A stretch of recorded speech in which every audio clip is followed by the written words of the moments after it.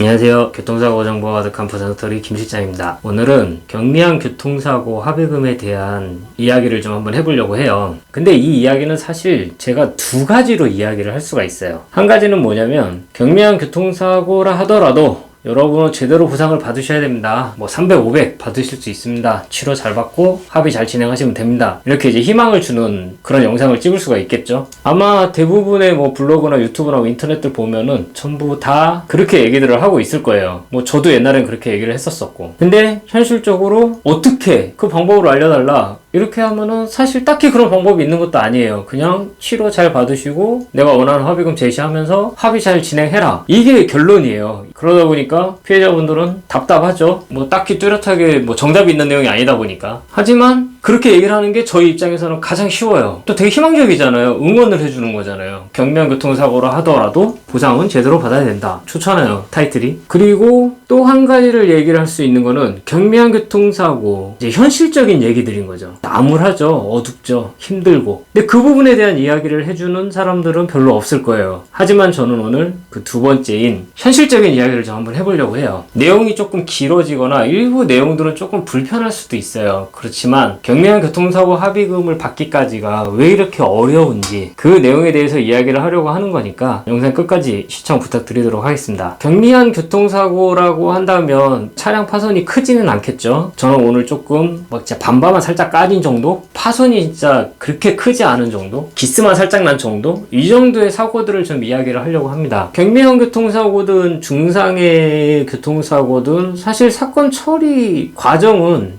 크게 다른 거는 없습니다. 교통사고로 다쳤고 부상을 당했으면 이제 진단을 하겠죠, 의사들이. 진단을 한 다음에 이제 치료를 하고 어느 정도 치료가 끝나면 합의. 근데 이제 중상 같은 경우는 치료 이후에 남게 된 어떤 후유증들이 있죠. 잘 안 움직인다거나 이제 굳어버린다거나 최악의 경우는 절단을 한다거나 이런 후유증들. 이런 후유증에 대한 이제 합의금을 또 계산을 해야 되는 부분이 있으니까 이거를 이제 상실수익이라고 그러는데 이런 부분에 대한 차이만 있을 뿐이지 사건 진행을 하는 거는 부상, 진단, 치료, 합의 비슷합니다. 아까 예를 들었듯이 범퍼만 살짝 까진 정도의 교통사고가 발생을 했다라고 가정을 한번 해볼게요. 그러면 피해자든 가해자든 큰 충격이 있는 사고는 아니겠죠. 더 극단적으로 이야기를 한다고 한다면 충격이 있었는지 없었는지조차 애매모호한 그런 사고일 수도 있겠죠. 그러면은 가해자는 이렇게 차 파손 상태를 한번 보겠죠. 근데 살짝 기스만 났거든. 사실 기스도 난지도 모르겠어. 그냥 손으로 이렇게 지우면 지울 것 같은데 피해자가 만지지는 못하게 해가지고 그냥 눈으로 싹 봤는데 별로 파손은 많이 안 됐어. 그러면 그냥 이렇게 충격이 그렇게 큰 것 같지는 않은데 대물은 제가 이거 살짝 까졌으니까 이거 페인트 이거 붓펜 사다가 이렇게 딱 칠할 수 있게 그렇게 해드릴게요. 그 정도는 내가 보상을 해드릴게. 그냥 보험 접수하지 말고 이렇게 넘어가시죠. 이렇게 얘기를 하는 가해자가 있을 수 있어요. 아니면은 대물 접수는 해드리겠다. 근데 대인은 모르겠다. 이렇게 얘기를 한다거나 아니면은 대물은 해드릴게. 근데 대신 대인은 없어. 이렇게 단호하게 얘기를 한다거나 피해자는 이제 가해자가 사과 한마디 하질 않았거든. 미안하단 말도 없이 그냥 대충 이렇게 딱 보더니 그냥 대물만 해주겠대. 그러니까 여기서부터 이제 슬슬 열이 받기 시작을 하는 거예요. 아니 사고를 냈으면 대물, 대인 다 접수를 해줘야 될 거 아니냐. 이제 강력하게 대인을 요구를 하겠죠. 가해자는 아니 이 사고로 인해서 사람이 다쳤다는 게 말이 되느냐. 이걸 가지고 대인 접수를 해달라고 말도 안 되는 소리 하지 마라. 이런 식으로 얘기를 하면서 계속 이제 대인을 거부를 하겠죠. 그러면 이제 사건을 경찰에 접수를 하네 마네 마디모를 하네 마네 이런 얘기들 이제 주구장창 오고 가게 되고 결과적으로는 경찰 접수하면은 또 가해자도 피곤해지고 서로 이런 일들이 벌어지다 보니까 대인 접수를 어떻게 해주게 되겠죠. 자, 피해자 입장에서는 이렇게 대인 접수를 어렵게 받다 보니까 이제 사고 난 것도 짜증나고 가해자가 저런 행위도 짜증이 나고 이런 힘든 과정을 거친다는 것도 짜증이 나고 이제 슬슬 이제 열이 받기 시작을 합니다. 이제 각오를 하죠. 치료도 받을 수 있을 만큼 최대한 받고 합의금도 내가 최대한 받아내겠다. 그게 나를 이 열받게 한 가해자에 대한 복수라고 생각을 하게 되는 거예요. 이러한 과정들이 제가 좀 극단적으로 설명을 하기는 했지만 대부분의 경미한 사고의 피해자분들이 겪게 되는 과정 그리고 가해자분들이 겪게 되는 이 과정들입니다. 여기서 이제 마디모가 빠질 수도 있고 경찰 접수가 빠질 수도 있고 이런 분쟁들이 빠질 수도 있고 케이스마다 조금씩 다르기는 하겠지만 큰 틀은 아마 이러한 과정들을 거치게 될 거예요. 이렇게 대인 접수까지 받게 되면은 아까 말씀드린 말씀드린 대로 피해자는 약간의 이제 복수심 같은 게 생기게 됩니다. 뭐 이건 당연하겠죠. 왜냐면 사고 난 것도 짜증나는데 10가지 받게 해. 그럼 난 내가 할 수 있는 걸 다 하려고 노력을 하겠죠. 그래서 치료비도 많이 발생을 시키고 합의금도 많이 받게 하고 어떻게 됐든 간에 손해를 극대화시키는 게 가해자에 대한 복수라고 생각을 하게 됩니다. 하지만 실질적으로 가해자는 나한테 치료비가 얼마가 나가든 뭐 합의금이 얼마가 나가든 어차피 진단 급수에 따라서 할증률이 정해지는 거기 때문에 사실 이러한 내용이라고 한다면 할증 점수 1점만 고민을 하면 되기 때문에 아무런 타격이 가지 않는 경우가 대부분이에요. 그냥 가해자도 기분만 나쁠 뿐이죠. 자, 여기까지 사건이 진행이 됐다고 한다면 그러면 이 사건은 이제 치료와 합의 과정은 어떻게 진행이 되게 될까요? 피해자는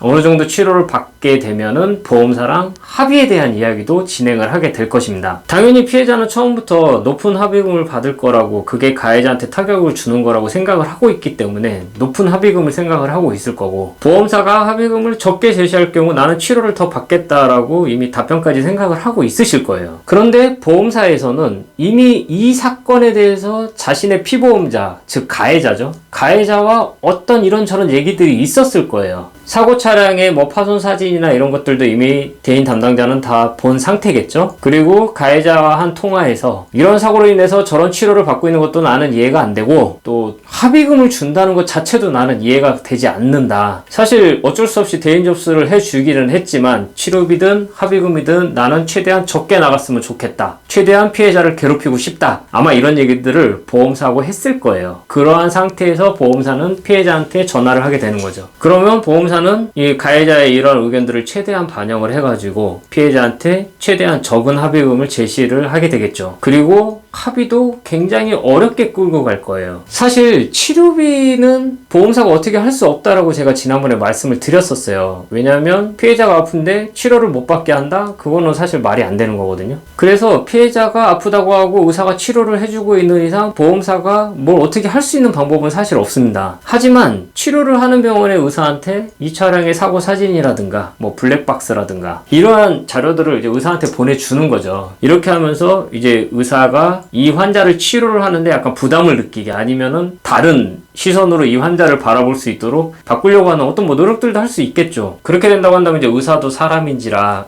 이러한 사고로 이 환자가 여기 와서 치료를 받고 있구나 뭐 생각이 달라질 수도 있고 아니면 뭐 이런 사고로 이렇게 다칠 수도 있지 이렇게 생각을 하고 뭐 계속 치료를 해주거나 뭐 그 판단은 이제 의사가 하는 거니까요. 그리고 피해자한테 어느 정도의 합의금이 나갈 것이다 라는 부분도 가해자하고 또 상의를 해야 되거든요. 그러면 보험사도 가해자의 눈치를 볼 수밖에 없는 상황인 거죠. 예를 들어서 보험사에서 가해자한테 이 사고의 합의금으로 피해자한테 300만 원을 지급을 할 예정입니다. 만약에 이렇게 얘기를 한다고 생각을 한번 해보세요. 아마 가해자가 노발대발 야이씨 너 일 똑바로 안 하는 거야? 지금 이 사고로 인해서 치료를 받는 것도 짜증나 죽겠는데 합의금이 300만 원이 나간다고? 말이 되는 소리를 하라고. 어떤 근거로 300만 원이 나가는지 나한테 이야기해달라고. 법적으로 전혀 문제가 없는 거냐? 뭐 이런 식으로 이제 막 노발대발 따지고 들 거예요. 이런 문제들이 발생을 하다 보니까 피해자는 치료는 치료대로 힘들고 합의는 합의대로 힘들고 이런 일들이 발생을 하는 거거든요. 자, 어차피 합의는 잘 안 되고 어느 정도 치료도 진행을 하고 있고 시간도 이제 꽤 많이 흘러있는 상태겠죠? 이제 병원에서는 계속 치료를 받으러 오는 이 환자가 슬슬 부담스러워지기 시작을 합니다. 심평원에서는 조금씩 이제 치료비에 대해서 삭감이 되기 시작을 했고 넌지시 이제 환자한테 병원에 좀 그만 왔으면 좋겠다라는 부분을 이제 어필을 하기 시작을 하죠. 하지만 환자는 전혀 그럴 생각이 없죠. 그러면 병원에서는 이제 최후 통첩을 합니다. 더 이상 병원에 나오지 마라. 또는 더 이상 내가 치료를 해줄 게 없다. 또는 이렇게 치료를 했는데도 더 이상 호전이 되지 않는다면 다른 문제가 있는 걸 수도 있으니 내가 진료를 해서 써줄 테니 큰 병원으로 가봐라. 우리는 더 이상 해줄 게 없다. 뭐 이런 식으로 얘기를 한다거나 뭐 이제 병원에서도 이제 환자가 그만 오기를 바라는 그런 상황이 되겠죠. 그러면 피해자는 이제 병원에서 치료도 못 받게 한다. 아픈데 그만 나오라고 한다. 이제 치료도 제대로 받질 못하는 상황이 돼버렸으니 보험사가 유리해졌구나. 나는 합의금에서도 이제 불리해지게 되겠구나. 등등 이제 여러 가지 생각들이 머릿속을 스쳐 지나가게 되겠죠. 이미 보험사에서는 연락이 안 온 지도 꽤 오래됐습니다. 왜냐하면 보험사에서도 가해자한테도 민원을 계속 받고 있는 상황인 거고, 뭔가 종결을 하려고 가해자한테 연락을 해봐도 뭐 합의금 좀만 준다고 한다면 이제 노발대발 난리를 치니까, 그리고 어차피 피해자한테 연락을 해봐도 합의 안 될 거 뻔하니까 이제 이쪽 저쪽 다 연락 안 하기 시작한 지 오래된 거죠. 여기까지가 경미한 교통사고로 피해를 당하신 피해자분들이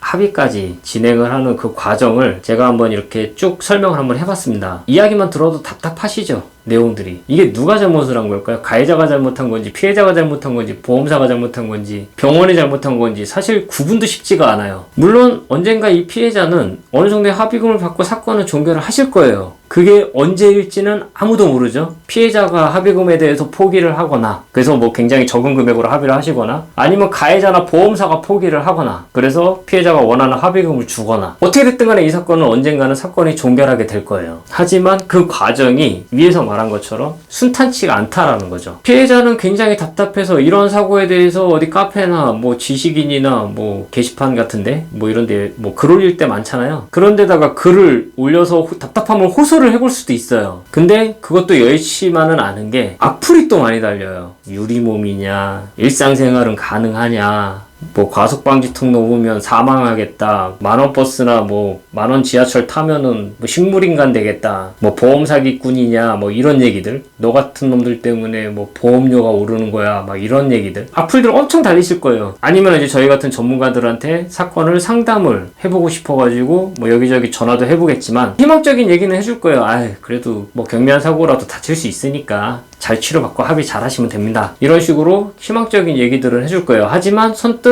내가 이 사건 해드릴게요, 뭐 나한테 맡겨보세요, 이렇게 얘기하는 곳은 아무 데도 없을 거예요. 그러다 보니까 이제 이 피해자는 시간도 많이 지났고 내가 이 사고로 인해서 아픈 건지, 이 사고로 인해서 스트레스를 받아서 아픈 건지, 이제 그런 구분조차도 힘들어지는, 이제 피폐해져 가는 거죠. 스스로가 힘들어지는 상황이 되는 겁니다. 경미한 교통사고로 인해 가지고 사람이 적게 다칠 수도 있겠지만 크게 다칠 수도 있습니다. 실질적으로 그런 사건들도 많이 있고 그런 사건들도 저는 많이 봐왔습니다. 하지만 대부분의 피해자분들은 위와 같은 어려운 과정들을 거쳐서 합의까지 가게 된다는 점, 그리고 치료를 받는 것도 그렇게 쉽지만은 않다는 점, 그리고 내 주변 아니면 어떤 전문가들의 어떠한 조언이나 도움들을 받기가 매우 어렵다는 점, 이런 부분들에서 모두 힘든 거는 다들 비슷하실 거예요. 그러한 힘든 과정을 거쳐가지고 뭐 합의까지 가게 되는 거니까 사실 크게 다치신 분들보다 사건이 그래서 어려운 겁니다. 크게 다친 사건들은 뭐 전문가들도 다 너도 나도 내가 하겠다 이렇게 달려드는 사건들이고, 그리고 주변에서 누가 욕하는 사람도 없을 거고 그냥 안타까워하는 사람들만 있는 거고, 그러니까 정반대의 상황인 거죠. 병원들에서도 양팔 벌려 환영을 하는 그런 환자들이고, 여러 군데서 환영을 받는데 경미한 교통사고의 경우에는 그렇지가 않다라는 거예요. 이러한 어려움들을 헤쳐나간 이후에 합의까지 진행을 하게 된다라는 거, 이게 어려운 거죠. 그렇기 때문에 저는 그 어떤 사건들보다 경미한 교통사고의 사건이 가장 어렵다라고 그렇게 생각을 하고 있습니다. 피해자분들도 힘들어하시고 사건 자체가 해결이 힘든 거죠. 이거는 누구의 잘못도 아닌 것 같아요. 그냥 그 각각의 그 처한 입장들의 차이들이 있기 때문에 이것들이 다 격하게 충돌을 하고 있는 거죠. 피해자와 보험사와 가해자, 그런 각각의 이해관계들 때문에 생기는 문제가 아닌가 그렇게 생각을 하고 있습니다. 그래서 오늘은 경미한 교통사고의 합의가 왜 어려운지 현실적인 이야기들을 좀 한번 해봤고요.